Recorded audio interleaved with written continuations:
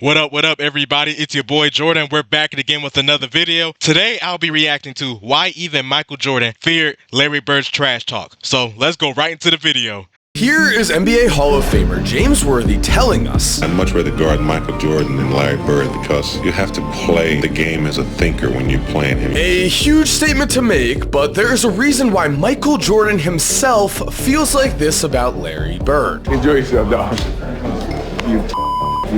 Y'all gave the room for our money. Curse words said out of love and respect, if you can believe it, as Mike also had a rule for his Bulls teammates: never, ever trash talk Larry Bird. From Mike himself, quote, "Not a single person, not one word, no one talked to Larry Bird." But why was this the rule? Why did the greatest player of all time avoid poking the bear that was Larry? And why did Magic Johnson say this about Bird? You only told me one line in your career. Larry Bird said that there will be another Larry Bird one day. And Larry, there will never, ever be another Larry Bird. Maybe. Hey, Larry Bird was different. You can't poke the bear, especially Larry Bird. Yeah, you can't poke the bear with Larry Bird. You can't do it. You can't do it. The same thing with Michael Jordan and Magic. Don't poke the bear. If you see him, don't say nothing.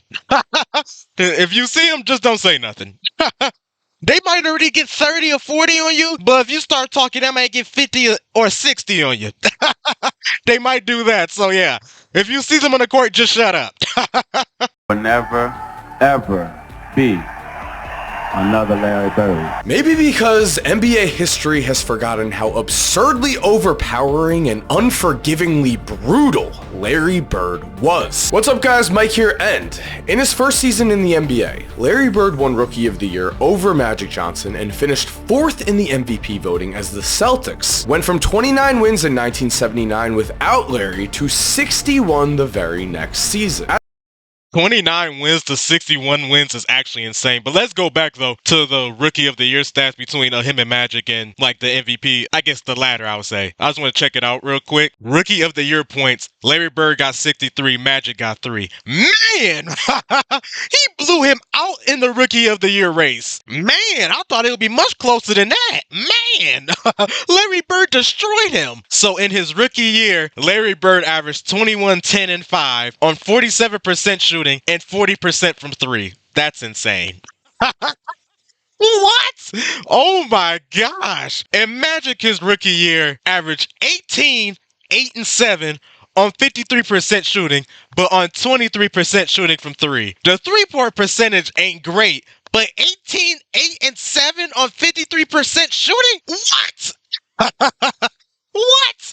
They came in destroying everybody. Now, I do agree Larry Bird should have won that. Larry Bird should have definitely had that Rookie of the Year award. But man, 63-3, he destroyed Magic. Man. Okay, now the MVP ladder. If we go forward just a little bit. Okay, let me go back. Let me play the video and pause. Magic Johnson and finished 4th in the MVP voting as. So this is the 1979-1980 season. Yeah, because I believe that was Larry Bird rookie year. Yeah, it was 79-80, not 78-79. Larry Bird got drafted 78, but he didn't start playing in 79. So yeah, the 79-1980 season. So he came in 4th, and Kareem, Julius Erving, and George Gervin was ahead of him. Kareem averaged 25, 11, and 5, a steal and 3 blocks. What?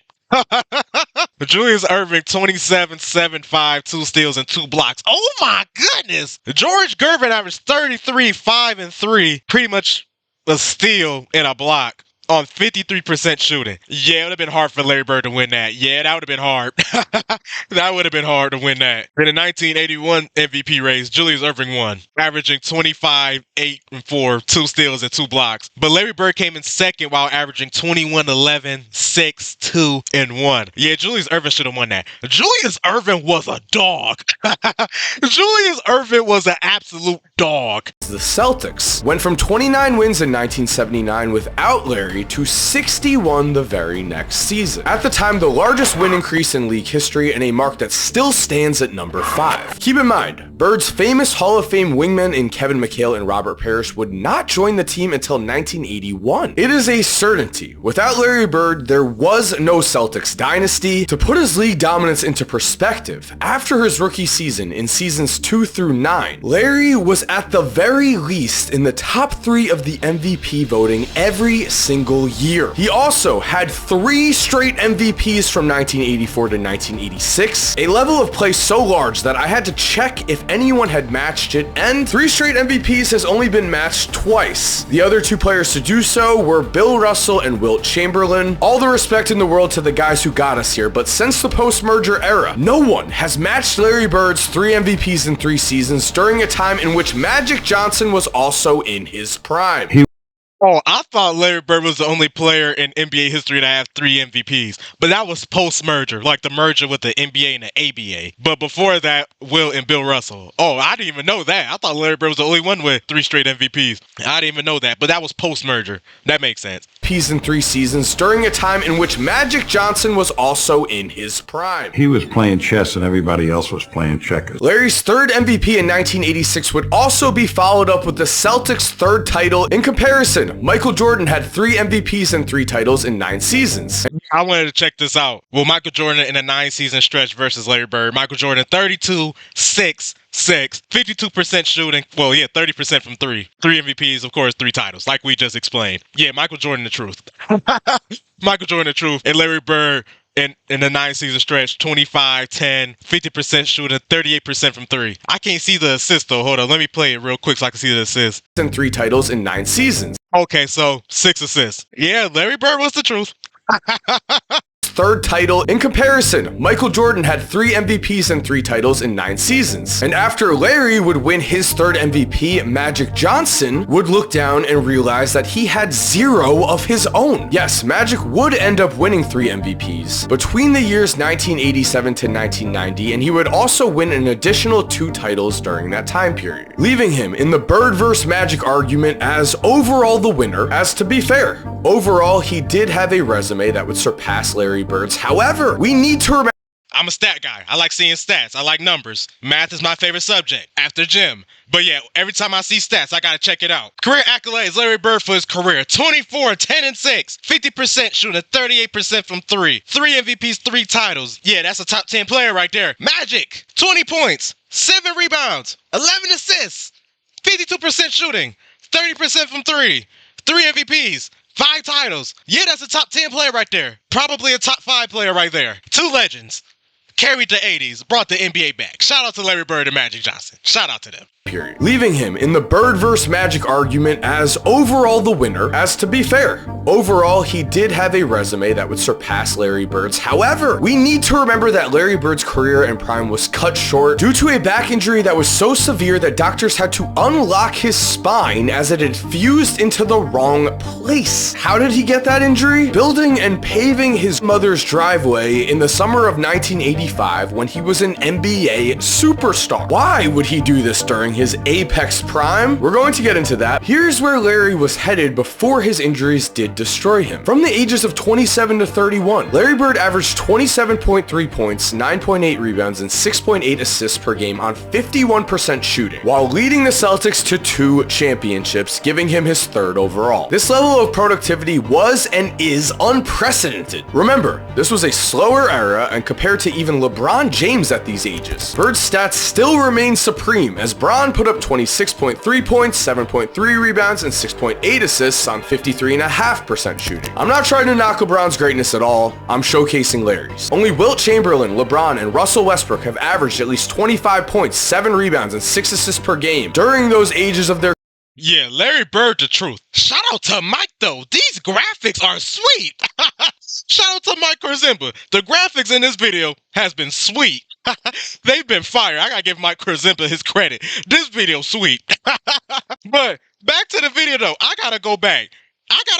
Look at all these stats. I want to go back to that graphic with him and LeBron though. Hopefully. Okay, here we go. Head to head, Larry Bird and LeBron. I'm guessing ages 27 to 31, as it says right there. For Larry Bird, 27, 10, 7, 2 steals, 51% shooting. LeBron, 26, 7, 7, 2 steals, 54% shooting. In my opinion, these are the 2 greatest small forwards in NBA history. This is my opinion. Larry Bird and LeBron James, wherever order you have them, if you think Larry Bird better than LeBron or LeBron better than Larry Bird, these are the best 2 small forwards in NBA history. This is my opinion, though. I'm not trying to knock LeBron's greatness at all, I'm showcasing Larry's. Only Wilt Chamberlain, LeBron, and Russell Westbrook have averaged at least 25 points, 7 rebounds, and 6 assists per game during those ages of their career. Unfortunately, unlike the other players on Shout out to Russell Westbrook. Shout out to Russell Westbrook. Russell Westbrook get too much disrespect. Shout out to Russell Westbrook. Top 10 point guard in NBA history. He get too much disrespect. Russell Westbrook is a dog.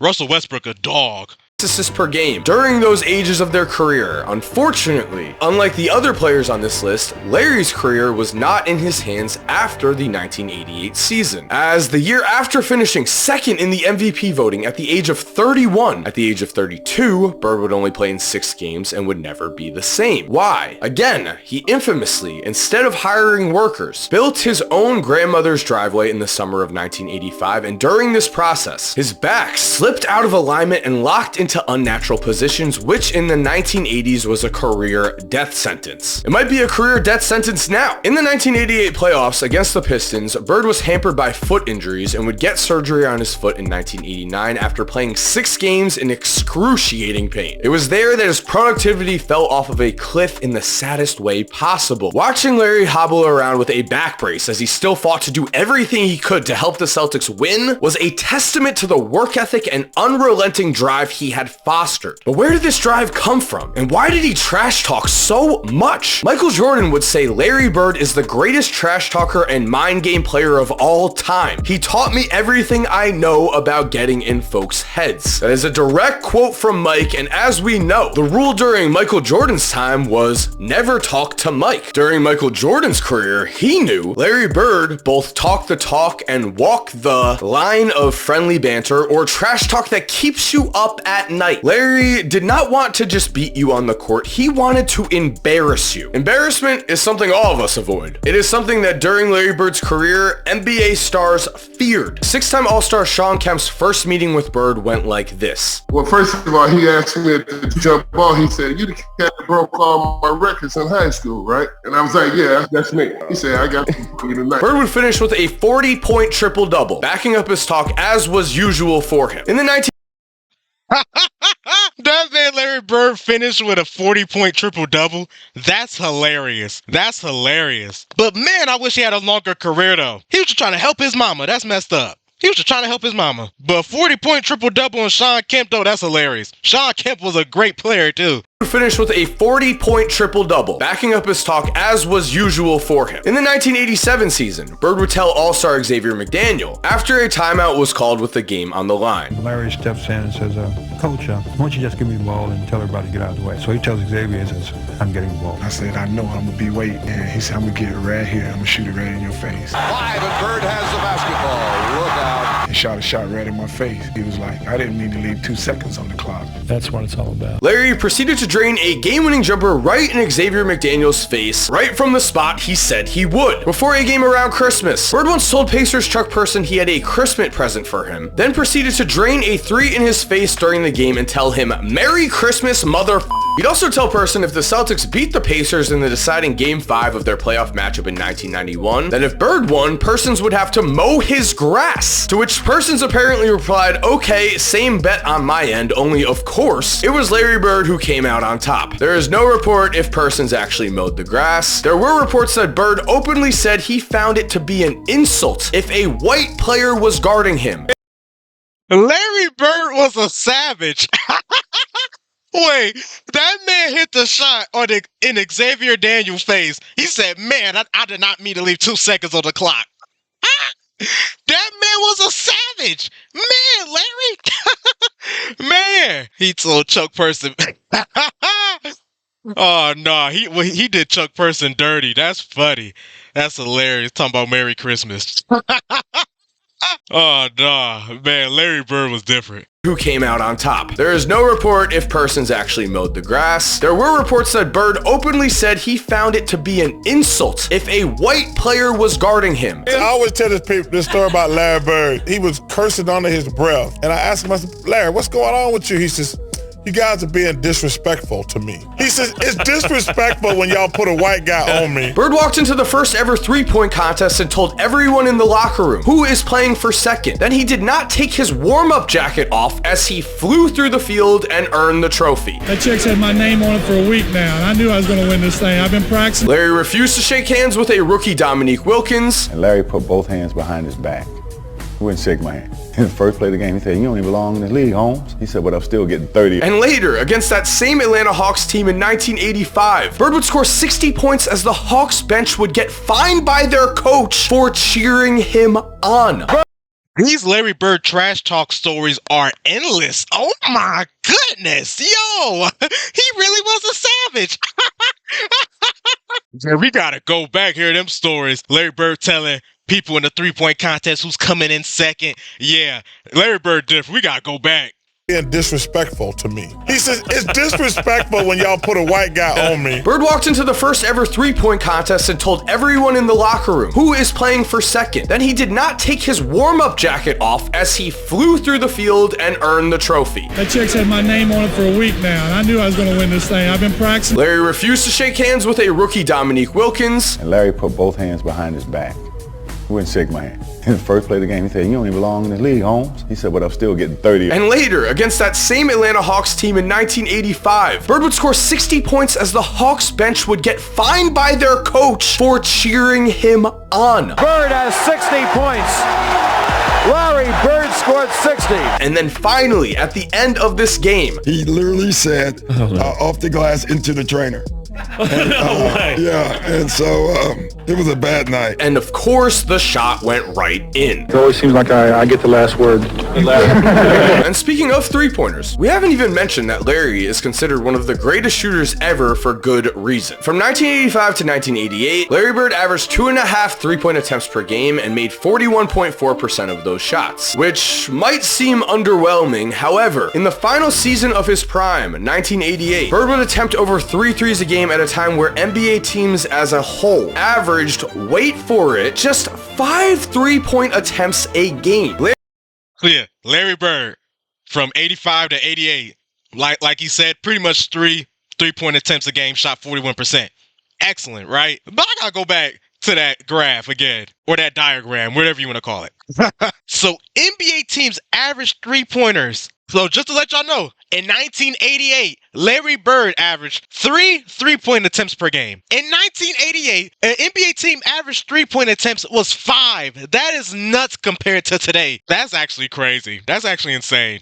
Averaged, wait for it, just 5 three-point attempts a game. Larry paved the way for the three-point shooting explosion that would come. He was a transcendent player for his time. In the 2024 season currently, Luka Doncic is averaging over 10 three-pointers a game. Playing in a three-point era would have opened Larry's game in ways we can't quantify, so we won't play what if here. Instead, let's ask, where did this all come from? 3 straight MVPs, 3 championships with the Celtics, and the ultimate trash-talking legend who you could never shake yourself. What made Larry Bird develop this persona? The answer is a lot of pain and a lot of hardship. Because why would an NBA superstar build a driveway himself during his prime and not just hire someone? It might seem absurd to us now, only that type of put in the work yourself mindset was instilled in Larry at a young age out of necessity. Born to a poor family in French Lick, Indiana, population under 2,000. By the 7th grade, Larry Bird was clocking in 40 hours a week at the local market, where he was paid a few dollars and whatever food he could fit into a brown bag to take home. Larry Bird knew hardship, but he never complained. He instead put his head down and worked. His loyalty to his family was so great that his dad had to offer him $20, a huge sum of money for his family, of course, at that time, to get Larry to even try out for the high school basketball team despite Larry's, of course, greatness. It was during high school that Larry's talent shone through, as he averaged over 30 points per game and 20 rebounds per game as a high school senior, where he also had the classic growth spurt story, going from 6'1" as a sophomore to over 6'7" by the time he accepted a scholarship to Indiana University to play for the legendary Hall of Fame coach Bob Knight, RIP Bob Knight. This pair seemed destined for greatness, as both Knight and Bird are known for their tremendous basketball IQs only. The harshness of Indiana's system combined with his family obligations had Bird knowing this was not the place for him. In a shocking move to everyone, everyone, Larry would never play a single game in Indiana, and the Hoosiers, without Bird, would go on to win the 1976 NCAA championship. Bird could have been a part of that famous team, but he instead decided to hitchhike back home to French Lick, as he had a newly born daughter to take care of and a dad who would tragically end his life shortly after Larry came back to help the family. Larry would say at this time basketball was his outlet, saying it was his way out, and when Indiana State coach Bill Fitch came back to recruit Larry, he was now ready to rejoin the basketball world and realize his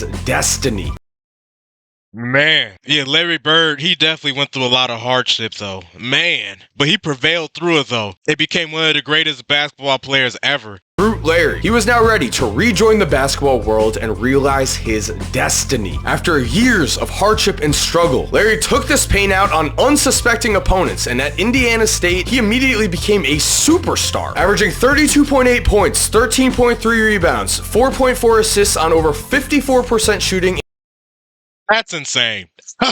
That's insane. This man, Larry Bird, was a beast everywhere he went to. High school, absolute dog. College, absolute dog. NBA, an absolute dog. Larry Bird was a beast. 8 points, 13.3 rebounds, 4.4 assists on over 54% shooting in his first college season. In his third and final college season, yes, Larry would famously lose to Magic Johnson and the Michigan State Spartans in the most televised college basketball game of all time, a record that still stands. This game would launch the Bird vs. Magic rivalry, and overall that season, despite the loss, Larry had led Indiana State to a 33-1 record as he put up 28.6 points, 14.9 rebounds, 5.5 assists, and 2.5 steals per game. Larry would later say this loss was the hardest of his career, and he still finds it hard, as when the team returned after losing the title, thousands of Indiana State fans greeted them despite the outcome, a move that touched Larry to his core and caused him to dedicate the Celtics 1984 championship to the people of Terre Haute, Indiana. Larry never ever forgot where he came from. Boston believed in Bird so much that they actually got the NBA to change the draft rules in 1979, as Red Auerbach, one of the most important men in basketball history, convinced everyone to allow teams to draft a player who was still playing in college as long as that NBA team signed the player before the next draft. This seemed like an innocent rule change, and one that would benefit the players, only everyone would watch in horror in 1979 as Red used this rule to draft Larry Bird with the 6th pick, as the rule was immediately removed but the damage was done. Boston had stolen Larry, and they would pay him the largest rookie contract in league history, of course, at the time. And we know how the rest of the story goes. The back injury that derailed him. The real question is, what if Larry Bird was never injured? With Bird's injuries, the Detroit Pistons took over the East, and Magic Johnson cemented himself as the greatest point guard to ever live. If this injury had never happened, Bird would have been Michael Jordan's roadblock, as in his last healthy season, Larry was second in MVP voting to Michael Jordan, as Bird averaged 29.9 points, 9.3 rebounds, and 6.1 assists per game on almost 53% shooting.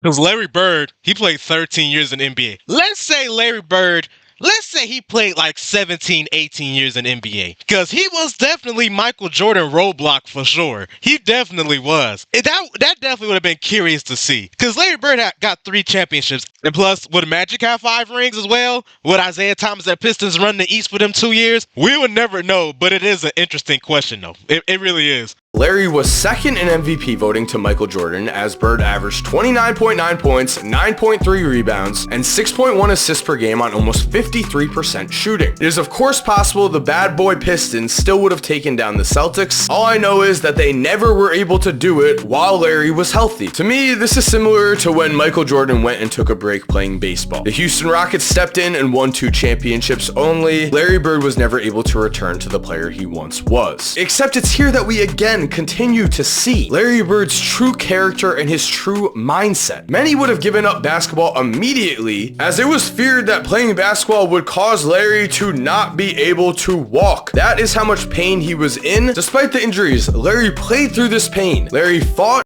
These clips like of Larry Bird highlights he's showing while he's talking and narrating, these clips are insane. Man, Larry Bird was the truth. Wait, let me go back to that one layup though. I was getting distracted a little bit from what Mike was saying. This one, wait, let me go back a little bit so we can see it. To the player he once was. Except it's here that we again continue to see Larry Bird's true character. What was that? Man, Larry Bird Bird was great with his offhand, his left hand. Because Larry Bird, he shot with his right hand, but he loved shooting with his left hand. Well, driving with his left hand. Character and his true mindset. Many would have given up basketball immediately, as it was feared that playing basketball would cause Larry to not be able to walk. That is how much pain he was in. Despite the injuries, Larry played through this pain. Larry fought and even chose to represent the United States and play on the Dream Team, dedicating himself to an entire summer of practices and Olympic play. Even though his NBA career was over, he did not play in the 1993 season. That is who Larry Bird is. A workhorse, a man whose spirit cannot be broken, and one of the greatest players we have ever seen touch a basketball. His trash talk was famous, his play was unforgettable, and the way he got there is a true inspiration to anyone looking to make it out of a tough situation. He didn't complain, he worked as hard as he could, and he never looked back on his way to greatness. So there we have it. Thank you for watching. I hope you enjoyed today's video. Shout out to Mike Korzimba. That was a great video. Larry Bird career, it was definitely an inspiration, especially like he went through hardship, he prevailed.